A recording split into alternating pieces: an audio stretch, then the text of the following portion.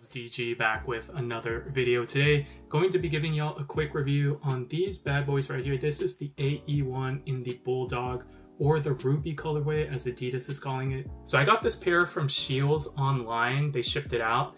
And if you guys don't know, in my previous videos, I've said this many times, but in order to get like early links to shoes, or like when retailers drop shoes randomly like on their websites, just follow Sneaker Twitter on Twitter or X, follow Soul Links on X, follow J23 app. Those are the main three accounts like helping people get shoes for retail. So yeah, Scheels, I guess, dropped these early. This colorway is inspired for Anthony Edwards' alma mater, which is the Georgia Bulldogs, where he played college basketball. The reason why Adidas is not calling it the Bulldog or Georgia Bulldog colorway is because I don't think they have licensing rights to use that name. And Georgia, the University of Georgia is a Nike school. So yeah, this is Adidas, Georgia is Nike.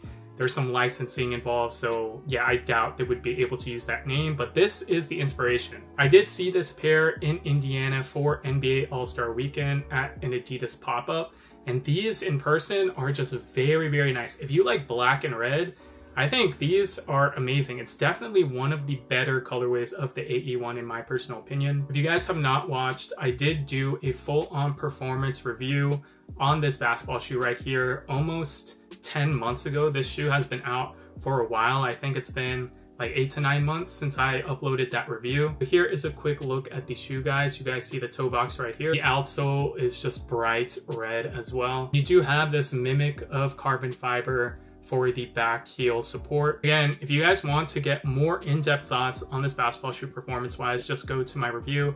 But a synopsis, guys, the traction is very good overall. You will get some dust here and there, so you definitely have to wipe on some surfaces. The main issue with the traction is the durability. This is not the most durable basketball shoe of all time. Honestly, it's one of the biggest downsides of this shoe. The grooves get ripped away pretty fast for sure. Like my other pairs are just like ripping. I mentioned this in my other review. The other downside to this shoe and kind of the midsole traction setup is that it gets scuffed really easily. So I mentioned this in my previous review, and then I'm mentioning it now because a lot of people may be tight on a budget and they may want a shoe to look new all the time.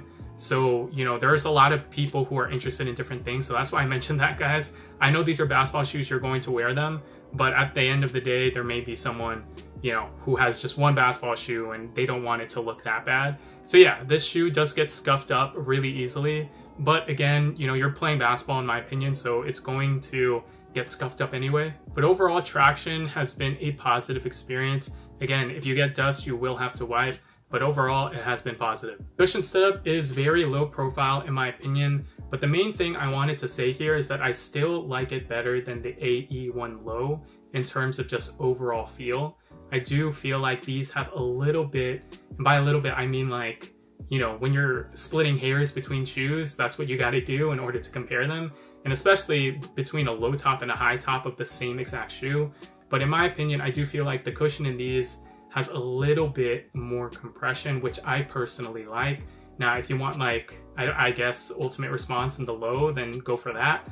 But yeah, I do like the cushion setup in these, but even not comparing to the lows overall, I do think that these have a lot of court feel, a lot of response. The boost is also caged all around, so it's not going to be like jumping out of the gym type of cushion, obviously, but if you need something more responsive, then this is a good shoe for that. I feel like this basketball shoe is versatile in terms of the cushion setup, simply because it does have a lot of response to it. And I keep saying this, but there are a lot of like guard players nowadays, and I know there are a lot of kids who like play center and stuff like that, so, but they're still kind of like moving like a guard, especially, you know, in the youth leagues nowadays that I see, or even in the NBA, like every big man is basically a guard. Like the average height is probably like 6'5" in the NBA, but everyone, you know, is a 3-and-D type of player or versatile player. So I do like the cushion setup for that. I would say it's not like the bounciest in the world. Actually, I don't think the shoe is bouncy at all. So if you need something like that, you may have to look somewhere else. The main positive to this shoe, in my opinion, is the support.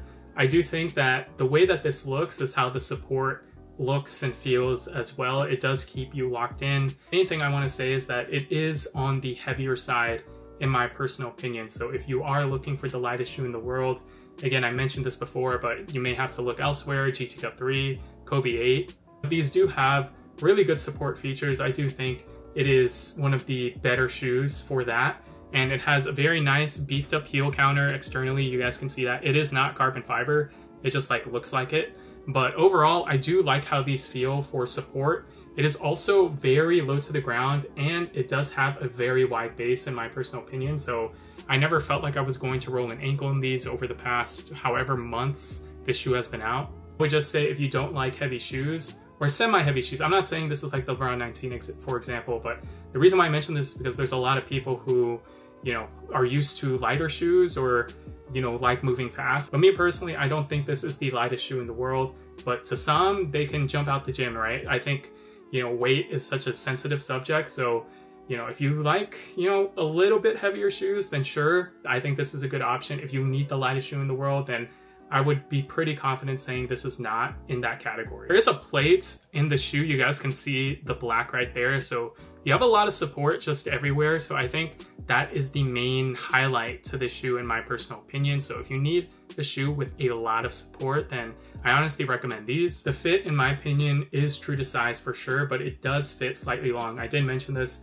in my previous review. Would not recommend going down half a size, even if you are a narrow footer, and I don't recommend going up half a size if you are a wide footer. I would just stay true to size. I think aesthetically, the AE1 in general, not just this colorway, is very, very good.